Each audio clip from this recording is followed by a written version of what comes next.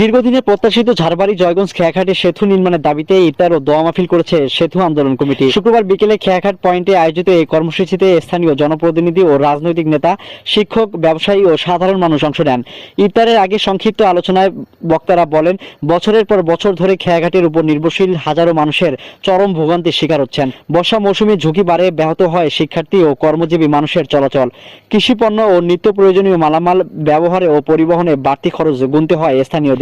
বক্তারা আরো বলেন, একটি স্থায়ী সেতু নির্মাণে এই অঞ্চলে মানুষের প্রাণের দাবি। সরকারের সংশ্লিষ্ট দপ্তরে দ্রুত কার্যকর পদক্ষেপ না নিলে বৃহত্তর আন্দোলনের কর্মসূচি দেওয়া হবে বলে হুঁশিয়ারি দেন তারা। ইফতারের আগ মুহূর্তে দেশ ও জাতির কল্যাণ কামনা করে বিশেষ দোয়া ও মোনাজাত করা হয়। একই সঙ্গে প্রস্তাবিত সেতু দ্রুত বাস্তবায়নের জন্য মহান আল্লাহ তাআলার দরবারে প্রার্থনা করা হয়। অনুষ্ঠানে উপস্থিত ছিলেন ৩ নং শতগ্রাম ইউনিয়ন বিএনপি সভাপতি মকবুলুর রহমান মানিক, সাধারণ সম্পাদক শাহাদাত হোসেন, ৩ নং ওয়ার্ড ইউপি সদস্য রাসেল সরকার, জামতলী সমাজ কল্যাণ সমিতির নির্বাহী পরিচালক ইউসুফ আলী। এছাড়া উপস্থিত ছিলেন উপজেলা শ্রেষ্ঠ সহকারী শিক্ষক মতিউর ইসলাম, বীরগঞ্জ উপজেলা শ্রমিক কল্যাণ ফেডারেশনের সভাপতি হামিদুর রহমান, সেতু আন্দোলন কমিটির আহ্বায়ক জাকির হোসেন ও যুগ্ম আহ্বায়ক আবু বক্কর সিদ্দিক। এছাড়াও আরও উপস্থিত ছিলেন শেখ ফরিদ সবুজ, সদস্য রাকিব আলম ও রাশেদ।